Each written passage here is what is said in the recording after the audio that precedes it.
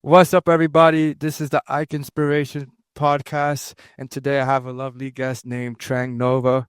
Trang Nova is a business coach and a speaking coach, and she has a lot to offer in regards to the art of speaking. And she also has an interesting story to share. So I would love to learn more about her. I'm grateful for your presence, Trang, and thank you for coming on. Can you please do us a favor of introducing yourself and explaining who you are?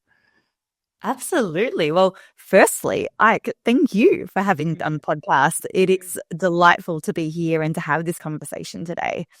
For anyone who doesn't know me, which is probably most of you, my name, as already introduced, is Trang Nova, and I am a business and speaking coach, and I help coaches, creators, and aspiring speakers to speak with confident authority so that you can be recognized as a visible leader on and off the stage.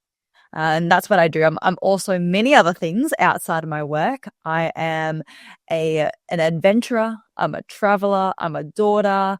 I am a dog mom. I am a hiker. I am a runner. Like, I am many things as well. And I love to take on life by diving headfirst and make the most of this human experience. It's such a unique and wonderful gift that we have. And I just love to go hard. I love to go hard and experience as much as possible. Yeah, no, well, thanks for sharing that. You seem like you're trying to live life to the fullest. I like that you mentioned you're a dog mom, because I'm a dog father. So that's cool. I freaking love dogs. Yeah, me too. I'm a dog person. I've always been a dog person, but I've got to say, more recently, I've become a cat person as well. I've spent some time overseas, and when you're in developing countries, there's a lot of stray dogs and cats, and I've inadvertently adopted some kittens. So, so you said you're from a developing country. Is that country Vietnam? Actually, it's funny because you would think so, given that I am Vietnamese Australian. Yeah. But in terms of my background, to give some context, my grandparents were refugees from Vietnam, and my parents immigrants. I was born here in Melbourne, Australia. So I am a proud Vietnamese Australian, and I live in Melbourne, Australia. However, I do travel a lot, and I do spend a lot of time overseas. So the last couple of years, I've spent the most time, based in Bali, Indonesia. So I've lived there for 4 to 6 months of the year, and I have, made a community there. I've learned the language. I've learned Indonesian. It's conversational, very slow conversational, but I'm learning it. I continue to learn it. And that's where I've spent most of my time the last couple of years. Oh, wow. So you're Vietnamese, living in an Australian, living in Australia, which that's really cool. I've literally never met someone with that combination. So that's so cool. So one thing I would love to talk to you about is your story as a speaking coach. For me, the art of speaking is something I hold value to me, and as a podcaster, I'm always trying to improve my ability to speak, and I want other people to just learn more about speaking and how they can become a better speaker. So, how did you become one, and why was it even important for you to become a speaking coach? Great question, Ike, and it's a big story. So, if it's okay, I'll take you right back to when I was young. So, like I said, I was born here in Australia, but my parents are Vietnamese immigrants, meaning I was raised speaking Vietnamese rather than English. And because of that, when I first went to school, I was the weird kid. I was the kid that didn't have any friends because she couldn't speak English. So my parents were my only friends. And imagine, walking down the hallway to get to class every morning, and there's groups of kids who are taunting you. They're pulling their eyes to make slits, and they're saying, ching chong, ching chong. Yeah. And not only that, my parents were my only friends, so they would come and sit with me at lunchtime because I had no one to sit with. And if my parents couldn't make it, I would be standing with a teacher who's on schoolyard duty. So you can imagine, as a child, getting bullied like that, I became quite withdrawn. I was silent and invisible in the background. As I grew up, I started to find my passion. I started to find my voice. I started to find my confidence. And it was a very gradual thing. It wasn't one event that changed my confidence, but just, getting unconditional love from my parents, making friends when I went to high school, finding that I do have a passion and I love sport and I love to give. I love to give to other people, like you can see and you can hear now, I have a very passionate energy. Like I am a very energetic person. So that started to slowly come out as I grew up through high school, through university, when I started running my business, and I started to find my voice.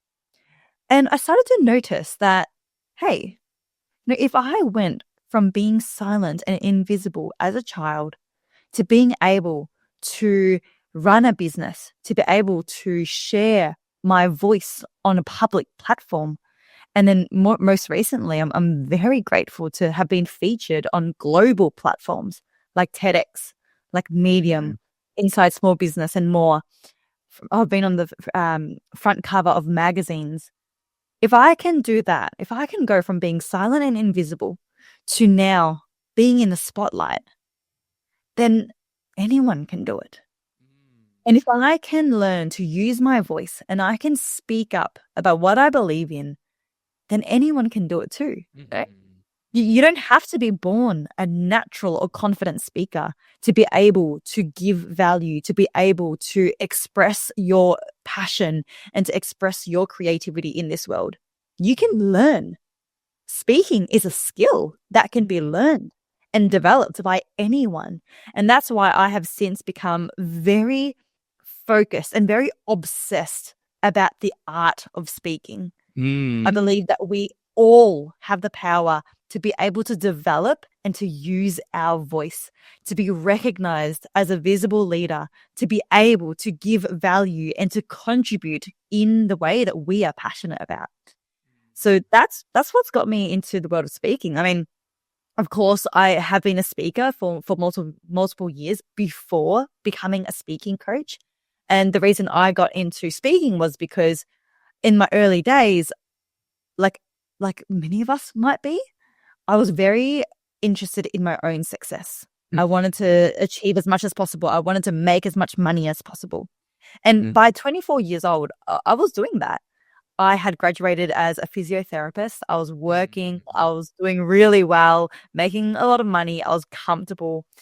And yet, I still felt like something was missing. I felt like I was still a bit empty.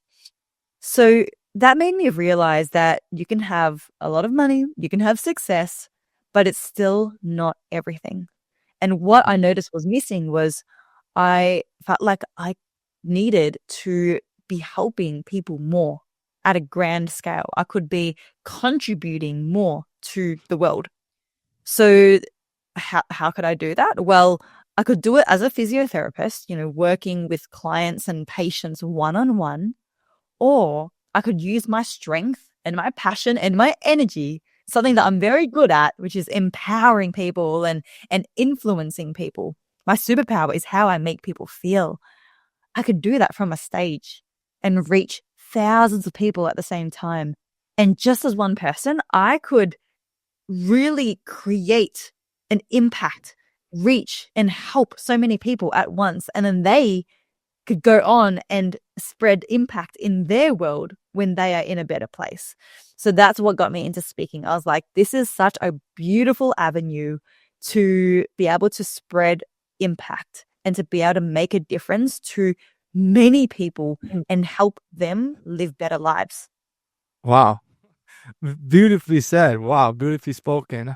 You have incredible energy, very inspiring, and I love it. Very uplifting.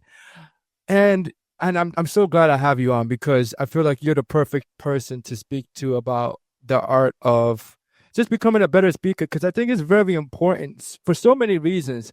I mean, not even just for podcasting. Literally, if you're in a relationship and you want to be a better communicator, or whether you want or you have business intentions and you want to grow your business. I mean, at the end of the day, like, we're constantly around people, and I feel like we need to be a better speaker. So I'm so glad to have you on. And I want to talk a bit about I know you mentioned you being Asian. One of the things I'm just very curious about is I love Asian people. I feel like I have a lot of friends who are Asian, and I've noticed compared to Americans, they're not as outspoken, and it feels like sometimes they can be a bit quiet, and or sometimes I feel like I'm curious to hear what they want to say, and I don't know. Maybe it's just me, but they don't seem to be as outspoken as Americans. Do you feel like that's been the case when you were growing up? And why do you feel like Asians tend to be a bit more quiet? Or maybe that's just me. It's just something I've seemed to experience. Yeah, Ike, thank you for asking this question. Thank you for bringing this up, because you are right. Your observation is accurate. And this is exactly what I spoke about in my TEDx talk, where I talked about the differences between people of color, in my case, Asian, Southeastern Asian, the opportunities that we have that is very different to being Western or being Caucasian, being white. So first of all, cultural differences. In Asia, there are cultural differences in what is acceptable in how we convey ourselves.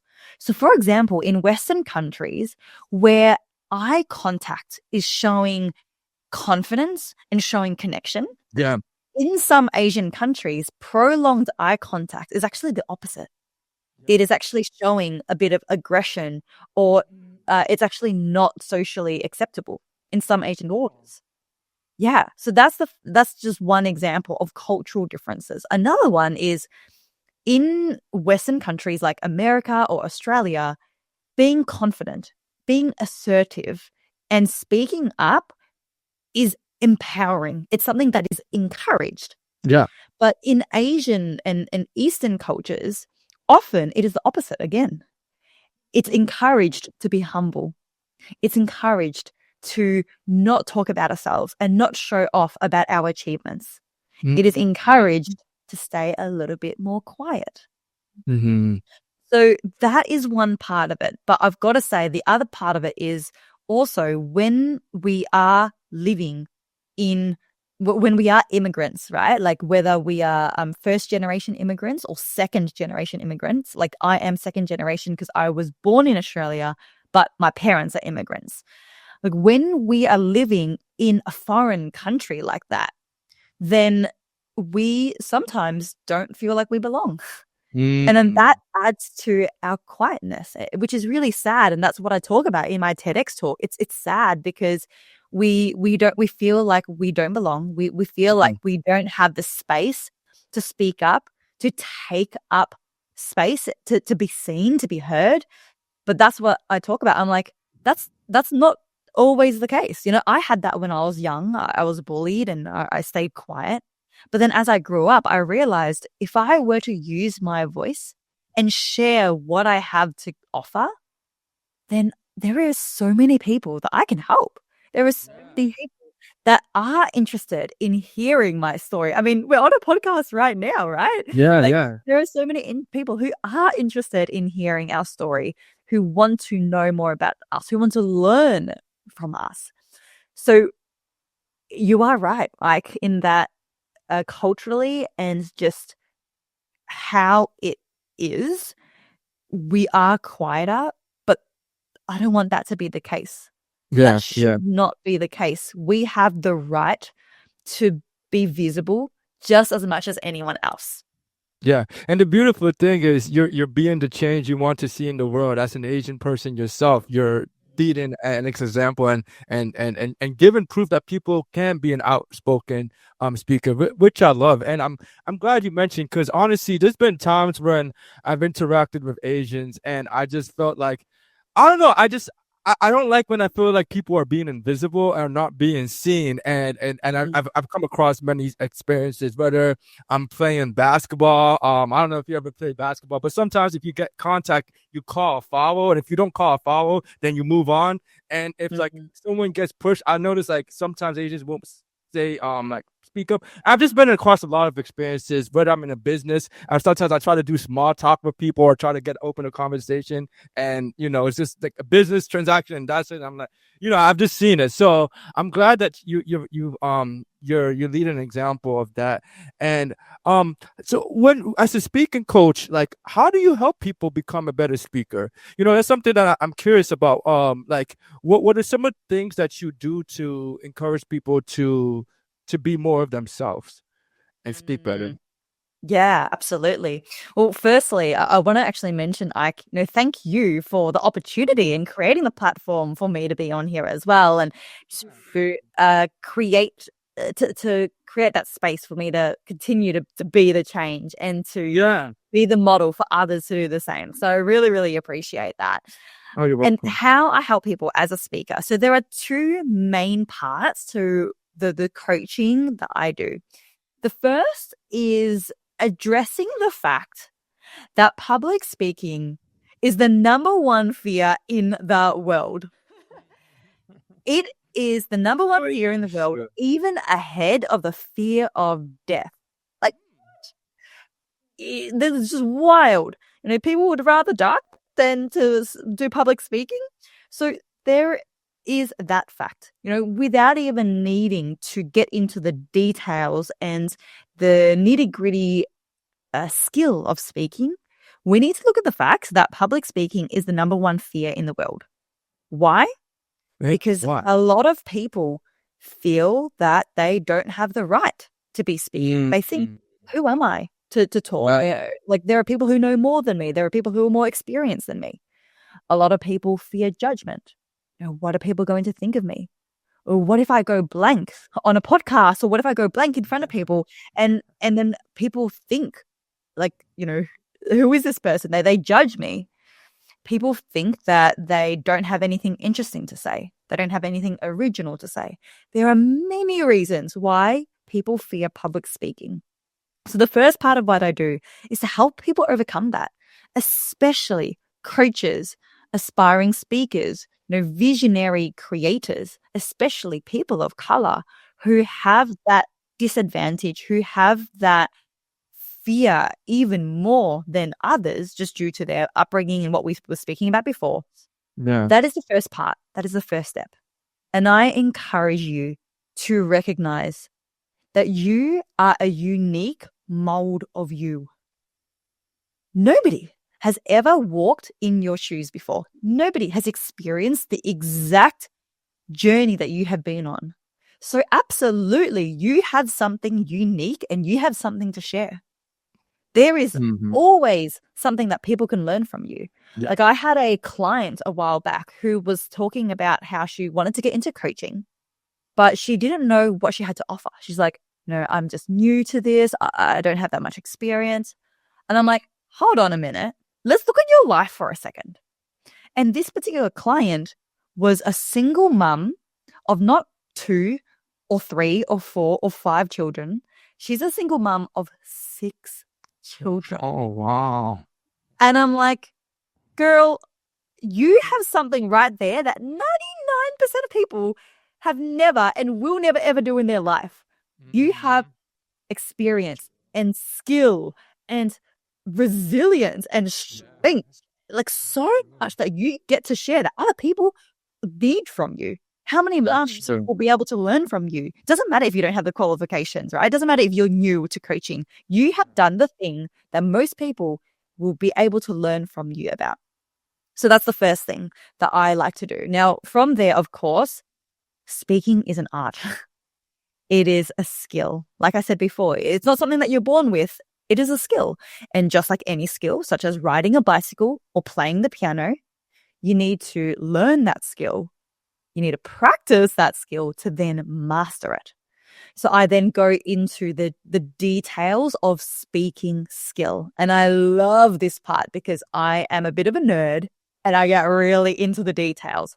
So the vocal foundations, speaking with particular melody, particular speed, pauses, volume, character, the art of storytelling, the story that I just told before, body language when you are speaking, avoiding filler words, being able to improvise on the spot, being humorous. There are so many components to speaking that we need to learn and we need to practice. And I have invested like over 30K into my speaking training, getting coaching and things like that. It is a skill and it sounds like a lot, but think of it like this. We all go to school, or well, many of us go to school, from prep, grade 1, grade 2, grade 3, and we invest thousands into our education. But when have we invested into the one skill that we use every day, everywhere we go, in every area of our life? Like you said before, like communication in our relationships, in work, in our business, in our marketing, in our podcast, with our clients, with collaborations and doing and just, partnering up with anyone. Our communication is the ceiling of all of those interactions. And we can be the smartest and most skilled or the most knowledgeable person in the room. But if we cannot convey that through confident communication, we'll always only ever be perceived at the level of our ability to communicate. So our ability to communicate is the ceiling of which we are perceived. And that's why I'm obsessed with speaking. I'm so obsessed with it. I love it. No, I mean, I love it. And because you know so much about speaking, I definitely would love to actually get into the nitty-gritty and the nuance of speaking, because I feel like it's not really a conversation. Like no one calls and is like, hey, how do you speak, or like what's speaking like?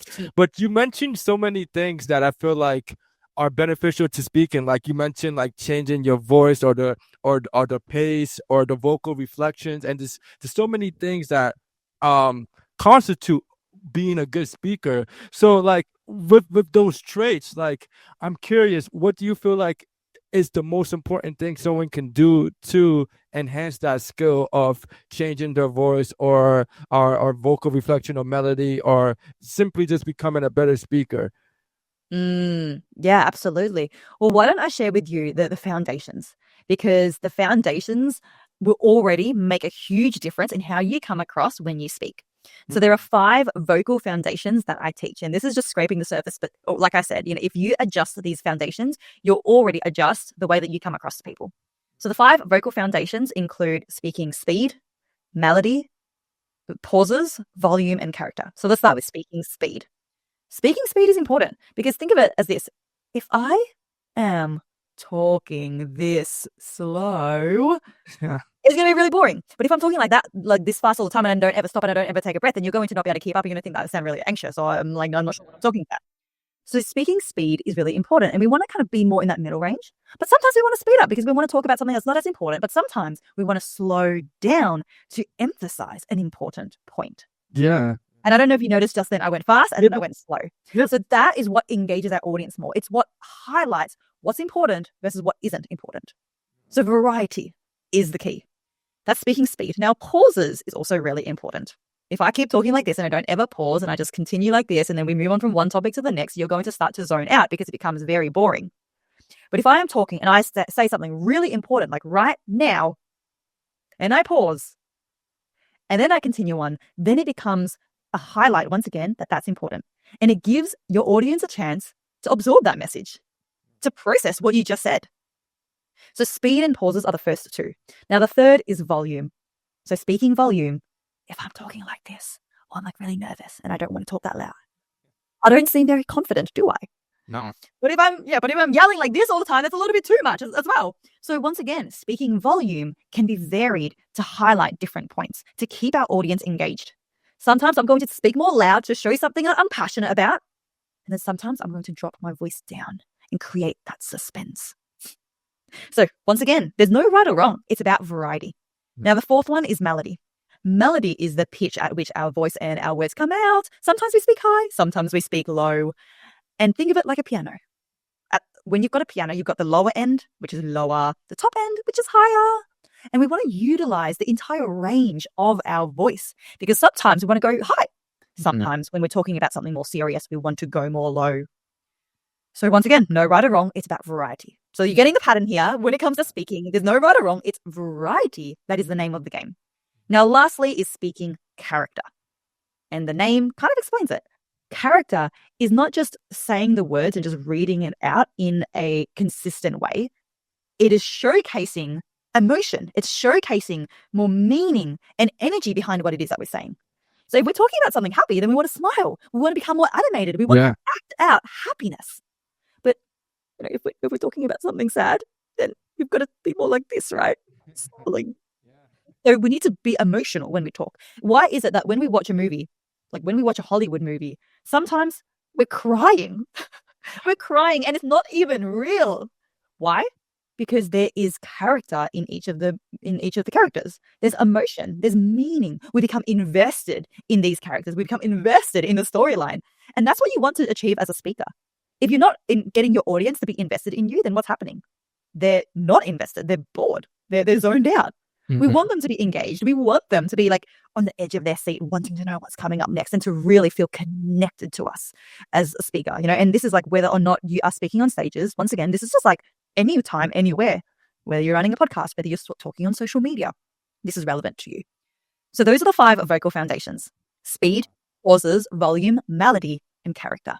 And that's just getting started with the components of speaking. But if you start to practice these different foundations, you're already going to level up the way that you engage with the audience, the way that you are perceived by them. And you'll start to come across as more confident.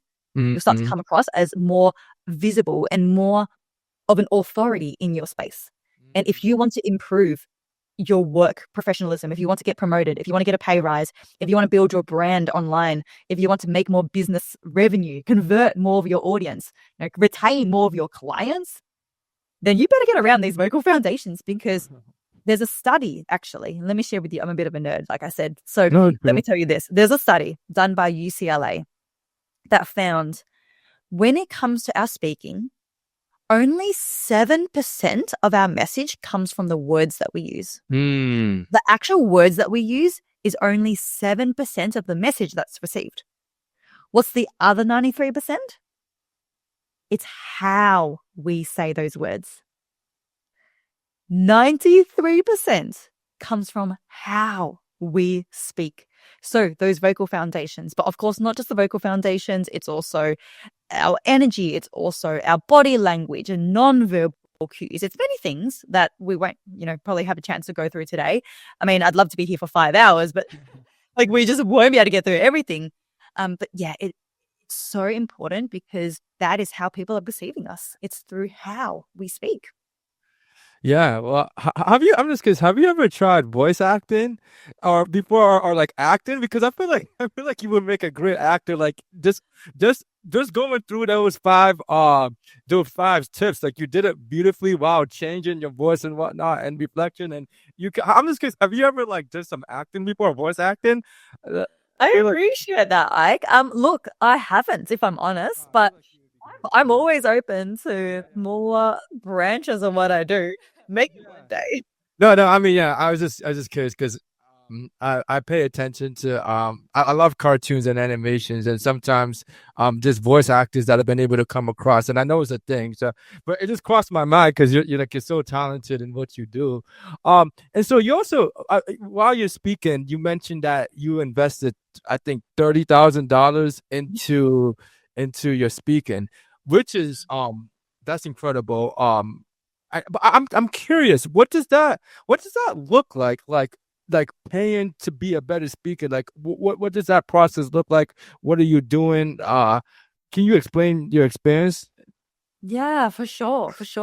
And I do want to preface this by saying, like, we all choose to invest our money in different ways, right? Yeah. I've invested a lot into my development as a speaker and as a business owner. So I've invested a lot into business coaching. So there's a reason why, and I travel a lot as well, as I mentioned before. So there's a reason why I don't own a house. Like I've chosen to spend my money in different ways, and where people are buying houses or investing in certain areas of their life, I've chosen to invest in this area of my life. So this isn't to just show off or anything, but this is just to say that this is where I've personally chosen to invest my development. I've done a lot of different forms of speaking coaching. So I am a speaking coach, but I have received speaking coaching. So at the very start of my journey, just like what you were saying, it's something that we don't learn at school. It's something that we talk about. So I had to just start off by doing like a weekend course, because I was like, where do I even start? I don't even know. But I came across someone who many people may have heard before, because he has exploded and he's the public speaking king, Vin Jiang. That's his name. I came across him years ago, and I first attended his weekend kind of workshop. I did his online course, and then I started investing in like mentoring. So I started reaching out to speakers who inspired me, speakers who were getting flown internationally to speak, getting paid tens and thousands per talk. And I reached out to them and were like, hey, I want to do what you're doing. Can you help me? So then I would invest in them to be my coach and to work with me one-on-one, where we have a Zoom call, maybe like this, or maybe we meet up in person, depending on, where they were, because they're traveling a lot too. We have a Zoom one-on-one call, and then they would help me with my speaking delivery. I would practice. They would give me feedback. They would help me prepare for talks that I had. They would help me to like improve on my speaking delivery. I'd practice with them. I'd write my talks with them. And that has helped me so much to learn all of the different corners of speaking, because it's an art. It's such a skill to master. And that's what I do now. So as a coach, I do one-on-one coaching. I have a group like speaking boot camp that goes for 6 weeks as well, because a lot of people, they want to improve their speaking. They want to speak with more confidence. They want to speak more smoothly so that it comes out more articulately, but they don't know where to start. Like I didn't know where to start at the very beginning. So, having a 6-week speaking boot camp to go through the key components, I found to be really helpful, because it covers the basis of the main things, the vocal foundations, storytelling, body language, speaking with confidence, improvisation, filler words, things like that. And then the one-on-one is for people who want to really improve their speaking. If they're a business owner, a podcast host, a speaker, and they want to master that skill, that's where the one-on-one comes in. So that's what I have invested in. And I'm a coach, so I guess no bias, but I really believe in the power of it, because it's what's allowed me to, and I haven't even mentioned this, it's what's allowed me to leave my 9-to-5 job, the job that I thought I wanted to do when I was finishing high school, but it's not actually what I wanted to do. So it allowed me to leave my 9-to-5 job. I was a physiotherapist. And then to run my own business now, doing what I love on my own terms. I've been doing it full time now for 4 years. I get to travel. I get to work with beautiful people. I get to speak to incredible people like you, do podcasts like this. Like that, investing in myself has been what has led to this dream life. So if I had my time again, I would do it all over again. I would love to buy a house. That is next. But I'm really glad that I have invested in my own development, because I get to take that with me for the rest of my life. Yeah, no, you tackle so many things, and I'm just curious, is also something that you have to constantly practice too, the art of speaking, or is it just kind of something that once you got it, you feel like you can implement it all the time? Yeah, good question. I would say, think of it like this. If you want to learn to ride a bicycle and you have never learned how to ride a bicycle before, if you do it only once, will you get better at it? You won't, right? You have to do it many times. And of course, when you do it many times and you do it frequently, and then you get to the point where you can ride a bicycle without even needing to think about it. You can ride with one hand. You can ride with your eyes closed. I mean, maybe not. That might not be safe. But you can ride, and it's second nature to you. Then you might stop riding a bike for a few weeks. You jump back on the bike, and then it comes back to you like that. But then if you don't ride it for a few years, it what happens? You get back on the bike and it's a little bit rusty. Like you forget how to ride, you forget how to turn, you don't have as much fine motor control of the bike. So speaking is the same. Of course, you've got to practice it if you want to get better, especially at the start. If you have never devoted yourself to developing this skill, then especially at the start, yes, you've got to be practicing on a very regular basis. For me, I went all in. So I'll give you an example of my rehearsal routine. At the very start, I knew that I wanted to become a speaker. I knew that I wanted to really master this skill. So I'd put aside half an hour at least every day for 3 months straight. Wow. So half an hour every single day, I sat down and I practiced the vocal foundations. I practiced articulation. I practiced my body language. And I did that for half an hour minimum, sometimes 1 hour every day for 3 months. Now, since then, I still practice, but it's not every single day in that way. Sometimes I'll practice like right now, we're on a podcast and I get to practice my speaking.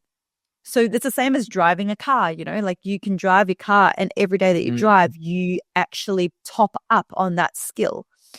But the difference is there is a difference between driving without concentrating versus driving and trying to actually improve your driving skills. Driving on the road in the suburbs is different to becoming a race car driver. If you want to go to the next level, then you've got to continue to practice new skills, right? Yeah. So same thing with speaking. Of course, we speak every day. Everyone speaks every day, whether it's at work or whether it's friends or family. But there's a difference between just speaking without thinking about it versus speaking intentionally and practicing new skills to get to the next level. So when you do that, then I would encourage you to put aside extra practice time. Extra time to do intentional focus on one particular skill. And then, of course, day to day at work, with friends, with family, you can still practice. It might not be as intentional, though, because, of course, you're thinking about other things during those interactions. Wow. No, this is really eye-opening because speaking is such a pivotal future of our life, but we never actually talk about improving it. And for you to place so much significance. I've never even heard of anyone just practicing speaking, to be honest, or at least intentionally doing it. You know what I'm saying? But for me, it's actually one of the reasons why I love to podcast. I mean, there's so many reasons. I'm a lifelong learner, and I get to learn about all types of things, and I get to meet, just like you said, incredible people. I get to meet people like you, and it's a blessing. And while doing it, I also get to improve my ability to speak, which for me is also important. And, I've done over 50 podcast episodes and I hope to do more.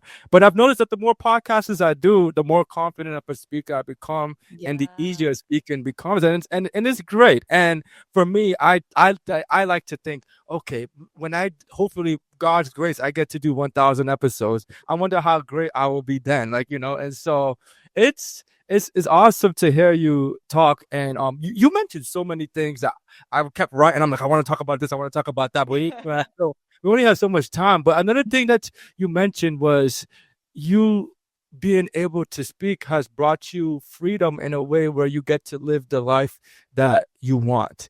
You travel when you want. You don't work a 9 to 5, so it seems like you get to create your own schedule, and you basically been able to build a life that you love. And that's what this podcast is about. And I'm on the journey to do that. I'm currently building a life I enjoy. Podcasting is one of it. DJing is one of it. Real estate investing is one part of it. And I want to continuously add on to things that I love to do.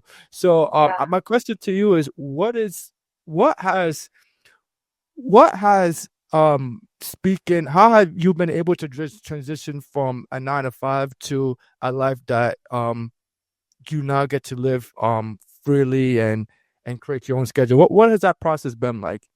Yeah, this is a big one, and there are so many different areas I could go down. Yeah. But yeah, it was a journey. It was a journey because it wasn't just as simple as, okay, like I'm not going to do this anymore and I'm going to start doing that, right? Yeah.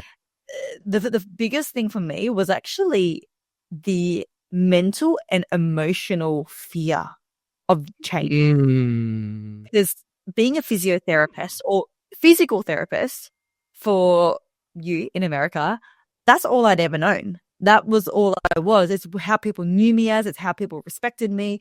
And if I were to leave that and to do my own thing, it's like, oh my gosh, like I'm rewriting who I am. And there's so much I know. But if I Mm. fail, what are people going to think of me? How do I make this viable? And there was just so much fear that went into it. And that honestly was the hardest step. Like the first step was the hardest one because it was just so scary. And I was just like, should I do it? Should I not do it? Should I do it? Should I not do it? So it took me a whole year before I even could make a committed decision to leave physiotherapy. I think for me, though, I do want to be transparent that I started building my business as a side hustle. So while I was already working, like you're doing now, as you said, I was building my business as a side hustle. I was already starting to make an income. I was like starting to build up my revenue. And then when my revenue got to a decent point, that is when I left my job as a physiotherapist.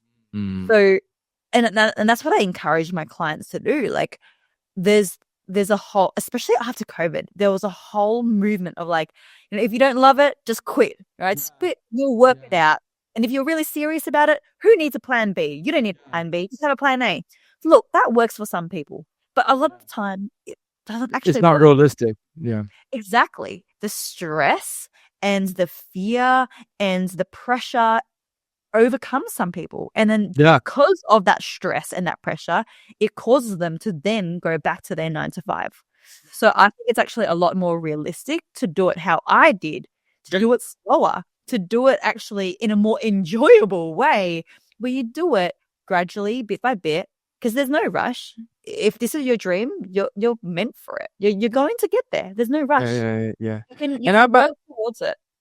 Yeah, and I imagine there are several benefits to starting while you're working as opposed to just quitting. One of them I would think is simply just being able to have like a test run. Like, like you kind of I feel like you're testing the waters to see if it works. Whereas like if you just flat out quit, there's now an expectation that everything has to work, which is like a tremendous pressure to you. And then also I don't know, maybe I would imagine like having the 9 to 5 gives you more structure to kind of also structure your time. Whereas I don't know, because this happened to me once. Like I didn't have a job and I was trying to create a business and I felt like I had so much time on my hands and I didn't really know where to start. Like you said, the biggest change is the identity in yourself. So like once you're making that huge identity shift, if you just do it so abruptly, like there's so much changes out there that even yourself is not accustomed to. So I feel like, there's a lot of benefits to that. And so,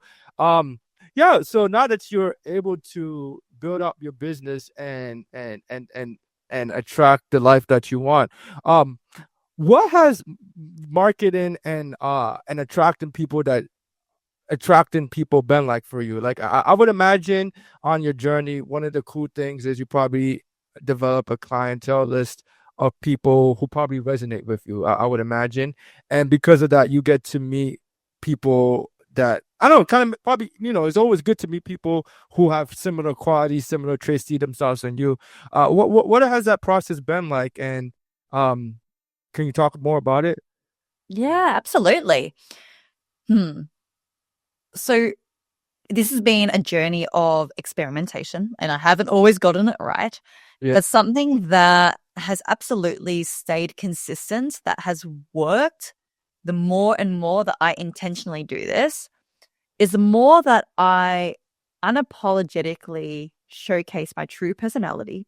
And in cliche words, I'm authentically myself. That is what attracts my outer audience. Now, this is particularly relevant for you if you are a personal brand. You're running your own podcast or you're a solopreneur or a freelancer or a coach or something. Like, you've got to be yourself. Because there have been times where, like, I travel. I don't party a lot, but when I do party, I like to go hard. So earlier this year, you may be familiar with Tomorrowland. It's an EDM music festival. I think the EDC in America, anyway, huge 3-day music festival. It was ratchet AF. Like I went hard. It's like one time I partied this year. So I don't hide it. Like, I'm very professional. I work my ass off when it comes to my business, when it comes to developing skills, but I can party. So I post about that, right? I post about me dancing at a music festival. Now, it's interesting because every time I do this, I get a horde of people who unfollow me. It's so Really? uh-huh. What? There are people who unfollow me because, I don't know, they get triggered, they don't think it's professional, whatever it is. I got a message from a woman who directly sent me a message after I posted this dancing video. And she was like, but this is unprofessional. Like, if I wanted to work with someone, then I want to work with someone who's professional. And I replied and I gave her a lot of love. I'm like, hey, thank you for sharing your opinion. But what is your definition of professional?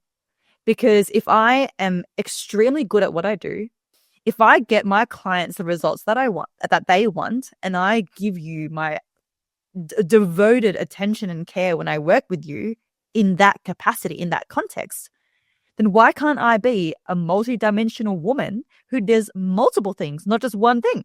Yeah. Why do I have to shelter that side of me? I mean, that's the whole reason why generationally, women in particular, but humans have had issues with with self-shame and guilt and like showing who they really are. Like, that is the cause of humanity having to always tiptoe around being scared that they're going to be judged. That is the reason for it. I'm not going to add to that. I am not going to perpetuate that problem that we give ourselves. If people don't want to be judged, and yet they're the one judging other people, and they're continuing that problem. Anyway, so my point is, I am myself, and I do swear. I don't think I've actually sworn today yet, but I can swear, and I do swear publicly. If you don't like it, if you don't like me dancing at a music festival, then unfollow me. But the people who do follow, they love me even more because they're like, yes, this woman is the example that I need to give me permission for what I want. I want to be a professional. I want to work hard, but I also want to have fun in my life. I also want to go hiking and scuba diving and ride a motorbike. Like, I want to do all these things as well. And this woman is the courageous embodiment of that. So my approach is, yep, I'm going to tick some people off. I'm going to turn some people away. But that is how I attract my ideal audience. Yeah, so I'm just curious, the people who are following you, this was on Instagram? Because to me, that's wild that people are judging you and unfollowing you on that platform. I feel like that platform isn't as the most like, I can see that happening on LinkedIn or something. Yeah, you know what I'm saying? But like, Instagram is kind of like, wow, I can't believe people are like, that's like a weird thing to like a place to. I feel like you see that type of content all the time. So that's chill. It happens still. Like, I was surprised as well. It happens less now, probably because they've all unfollowed me by now. Yeah. Maybe it was at the start when I was first starting to post about this more, because previously my account was more my physiotherapy account, my sports coaching account. So, like, I wasn't showing that side of me. I was still figuring that out, and I was still hesitant to show that side of me. So it doesn't happen as much now. And yeah, like on Instagram, there's just people dancing in their knickers all the time. Like, this is like people doing just crazy shit on there, right? It's so normal. But, there are still populations of people who are very regimented about what is right and what is wrong. There are still people who and they're usually the ones that are hurt. They're usually the ones who are so afraid to be that for themselves because they've been judged before, because they've been told it's wrong. So now they're projecting it onto other people. So that's what I've noticed. Yeah, and I can relate to an extent on Instagram, because before I was doing podcasting, I used to blog about famous artists and rappers and celebrities, and when I was talking about and writing about famous people, I would get a lot of viral posts, and I think I grew my Instagram account to like 25K followers. Yeah, and it was great. It was great. But it's actually the reason why I started this podcast. I wanted to, because I was posting a bunch of famous people being interviewed. And I was like, all right, these are great, but one day I want to be the person who's actually interviewing them. So I created this podcast myself so I can do it. And now, once I started doing the interviews, I'm not a famous person. I'm not Jay-Z or the greatest artist or everyone knows who I am or Beyonce. So, I've noticed that like a lot of people started on following me because they don't get the celebrity posts that they were once getting. But I don't frame it. I don't see it as a bad thing. To be honest, I'm like, now I get to see who really messes with me for who I am, for not necessarily for what I do. So I like it. And I feel like that's probably the case with you. Like the people who are unfollowing you, you're weeding out the people who didn't really like you for who you are anyway. So you wouldn't want those people anyways. At least I wouldn't wanted. So that's how I view the situation. Mhm. Yeah. Yeah. Yeah. Yeah. Yeah, absolutely. And so you mentioned the woman because I also wanted to talk to you about this too. Like, I feel like one of the things about speaking that probably makes it a bit more difficult for you is being a woman. I feel like the nature of women, or at least how society perceives women, is like y'all a lot more quiet, soft spoken, and it's more of like a masculine thing to speak up and assert yourself. So Yeah. we don't really see women like, or at least I feel like it's not necessarily applauded in society when a woman speaks up for herself, or we don't see much leadership examples uh commonly of women speaking up for themselves. So like, can you speak towards the challenges of learning how to speak as a woman, or has it been a challenge, or has it been an advantage? What do you think? Yeah, and thank you for asking this. It's kind of like an intersection between what I was saying before, like women of Yeah. color who've had that disadvantage, and then if we take out the color part, if we just focus on women and the gender, historically, it's been what you said. It's been something that has been discouraged. It's been a space that we just have not had the opportunity to take up, to be seen, heard, and to be valued. To have our expertise valued and to be recognized. Luckily, that is changing, and I am really noticing that it's such a rapidly changing landscape, because look at how many women empowerment groups there are, like women only groups, where there is just so much beautiful focus on women, giving them the space, empowering them. International Women's Day goes off every single year. And in on the other side, like I know that the men's side of things, if anything, is now getting almost flipped, is like almost getting neglected, and they're struggling as well. But focusing on the women, I've been very lucky, I believe, being born in Australia in the 21st century, that I haven't had any overt forms of disadvantages and being pushed back, not having my opinion or my voice valued. But I think at a subliminal level, where it's not overt, but it's actually covert, that is still happening. Like I hear stories from my colleagues, whether it's in a professional sense, especially in corporations, in big corporate companies, where, they're getting overlooked because of their gender. They're not being valued in meeting rooms. As soon as they speak up, people lose interest. People start to get distracted with other things, or people speak over them. Women have those experiences, even in dating scenarios. And this is outside the work setting, but in dating scenarios, women have that, where men might be intimidated or might be not as interested in letting them speak and letting them be heard. I've heard women being scared of being too smart and too powerful because that could intimidate men. And I'm like, that is so sad that is even a fear, because I've never personally let that stop me. And of course, there are, I don't know, actually, you know what? I say of course, but I don't know. Maybe there are men who've been turned off me. So I'm single right now, but maybe there are men who've been turned off me because I am who I am and the way that I speak. But the men who I am interested in dating aren't those men. Aren't insecure in letting me be the loud energy and the the bright energy that I am. The men who I've dated, who I admire, actually appreciate who I am and appreciate my voice and my assertiveness, because they respect that and they recognize that there is a space for that without threatening their power either. Yeah, I think it's a cool trait to have, regardless of your gender, but it's definitely more applauded in men. And I don't know, I feel like it could cause relationship issues because, you know, one of the things men we complain about in relationships is like when I'm not a mind reader, like woman, like I don't know what we need you to communicate. We can't expect you to like know what the hell you're saying. Like that's a man relationship. I agree. I don't like when people expect me to read their minds, but I do feel like part of that issue is women are afraid to speak up and don't like to feel like they have to speak up because I don't know, maybe it doesn't feel natural or whatever the reason is. And so I feel like it kind of goes to the point that you're saying. I feel like for whatever reason it's not really applauded or maybe to taught or whatever to just speak up and be and be yourself, you know.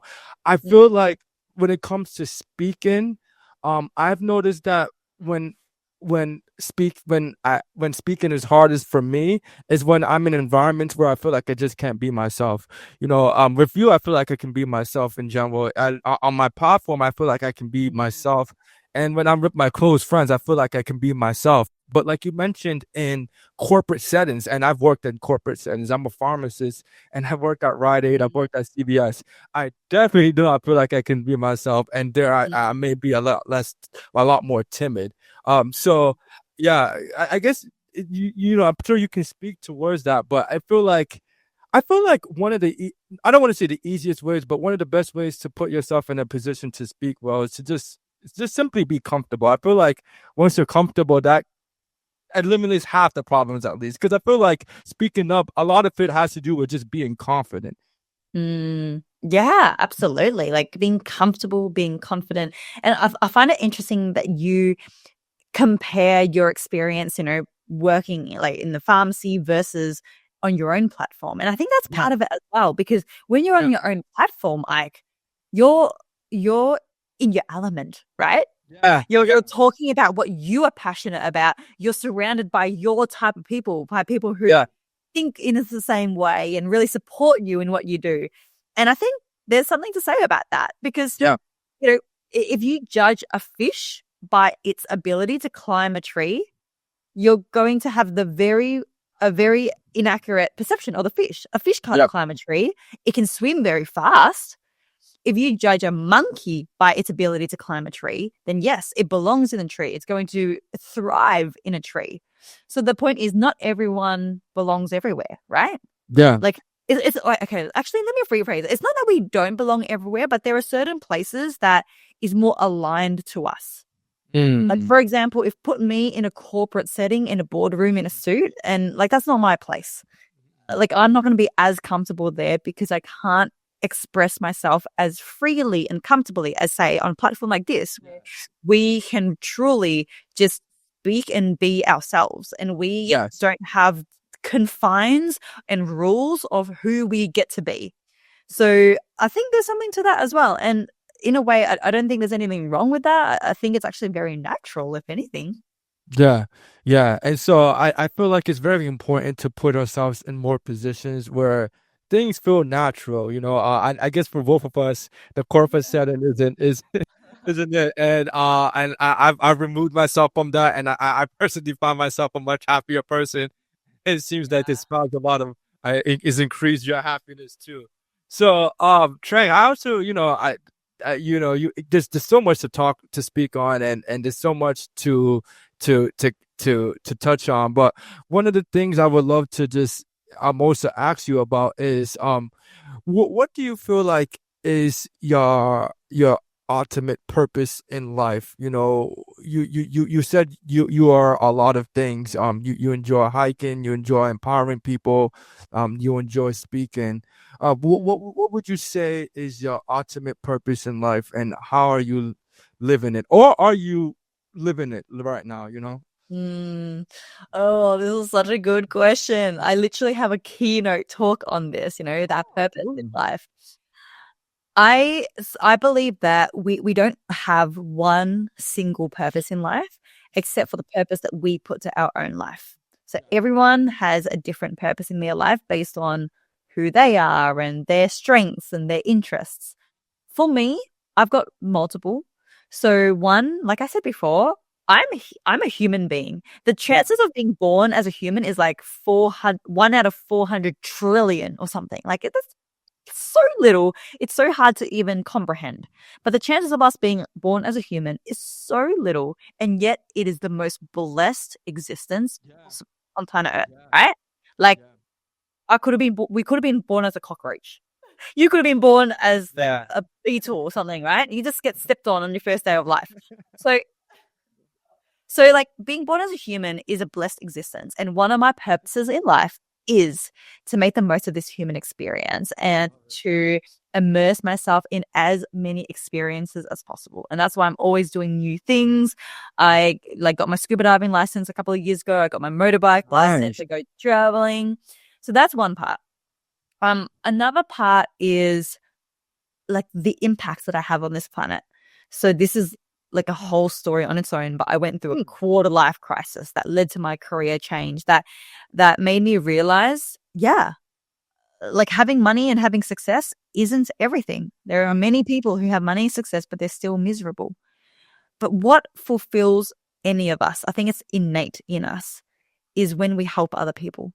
Yeah. And if I'm here on planet Earth for like 100 years, if I'm lucky, then it would be such a shame and it would be such a waste for me to just live my own life without making the world at least a little bit better than how I was born onto it.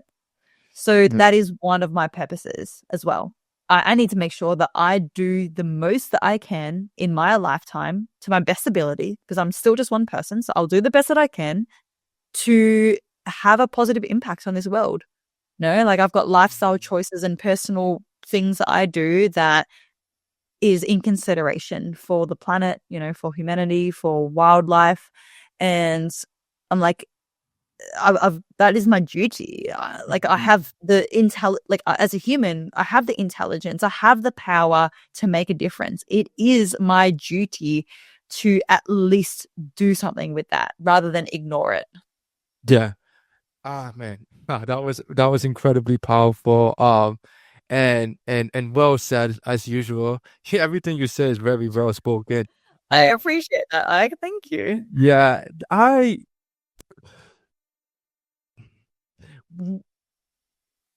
if you don't mind me asking, I'm just curious. You mentioned that you had like a quarter life crisis where essentially it seems that you came to the epiphany that money isn't as important. Do you mind speaking about that? I'm just curious because is a weird thing, something it's a conversation I often have on my podcast with other people about what money means to them and what their relationship with money is. But for me personally, it's easier said than done. But God has blessed me with a lot of money and finance. But once you start to get that wealth, you kind of realize it's not really that big of a deal. It's like, whatever, like cool. Like, at least for me. Maybe for me, maybe I'll change my perspective, but it's just not as important. And I guess I've had my own experiences that led me to that conclusion. But I'm curious, what made you feel like, okay, like I got money, but it's not really as important as I thought it was. Yeah. So, like for me, I, like money is it can be such a controversial topic, right? Yeah. So where I stand now is, yes, like I do love money. And of course I want more of it. The more that I have, the more I get to enjoy my life, as well as, have power to be able to contribute. But it's not everything. And I realized that actually on one particular morning, it was one particular morning that changed everything. I got up early to go for a run. It was dark, it was wet because it was raining, and I couldn't see very well. So when I stepped out onto the footpath to start my run, I hear a crunch. And I'm like, what's that? What's going on? I look down and I'd stepped on a snail. Now, this isn't the first time that I've stepped on a snail before. I'm sure you have as well. For some reason, that morning, I couldn't stop thinking about it. And I couldn't help but feel guilty. The me doing my own thing, going for a run on this day at this time, I had caused such an effect on something outside of me. Like in this case, I had killed something because of a decision that I made to go for a run at this time. So that was a light bulb moment for me. Literally, I remember it was like a light bulb moment. I suddenly realized all of my decisions have a consequence. Hmm.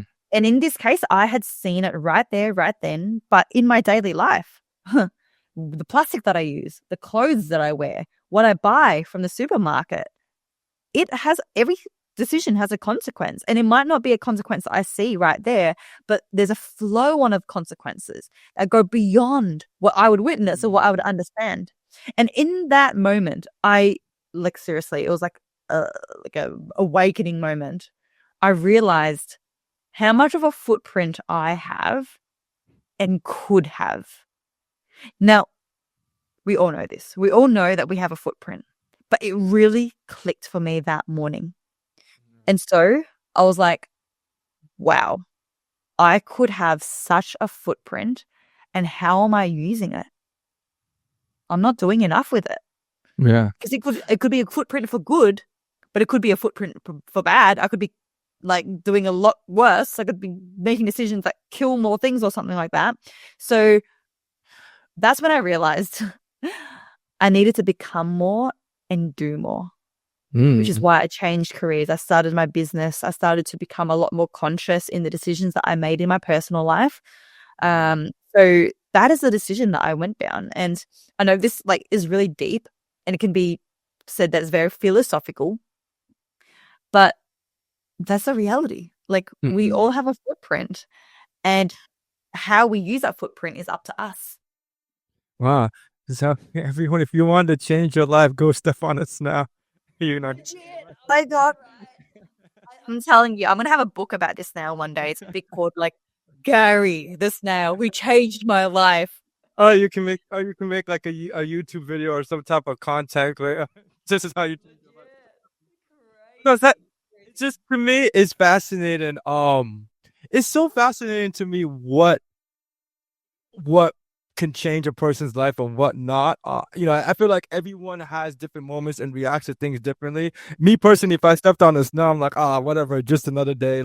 But for you, it had like a very huge epiphany moment for you, and it was always fascinating to me everyone I have on a podcast, everyone has different stories of that particular moment. That was like, man, I gotta be better. I gotta do better, and I gotta live better. And thank you so much for sharing that.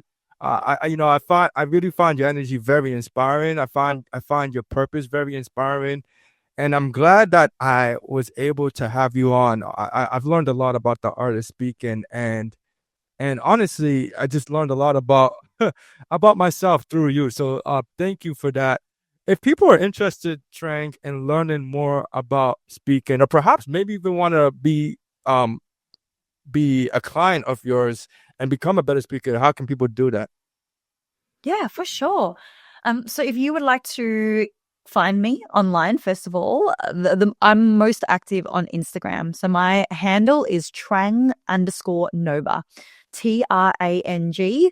And I'm also on every other platform, and you'll find me as Trang Nova. If you want to find out more, that's where you'll be able to find more information. I run my 6-week online speaking bootcamp, and that is a foundational course for you to develop your speaking confidence, clarity, and influence. And it's a boot camp. It's designed for you to learn, but also to transform your speaking through practice, practice, practice. And you get feedback from me over those 6 weeks. The next round starts early next year. So we're currently finishing up for the year, but we start in January, February next year. So that is an option for you if you want to get the journey started. And if you want to find out more about coaching or mentoring, just reach out to me, and then we can have a chat about it. Well, y'all heard it from her. If you're trying to become a better speaker, a better human being, or simply want to connect with a lovely woman, go to Trang's IG and say what's up. Anyways, y'all, so thank you so much for having me and being able to be a part of this platform, Trang. Thank you so much, and See y'all, everyone. If you enjoyed this conversation, feel free to write me a review on Apple or Spotify and subscribe for more content. I'm on a mission to inspire as many people as I can, and your reviews will help me reach a wider audience. Thank you.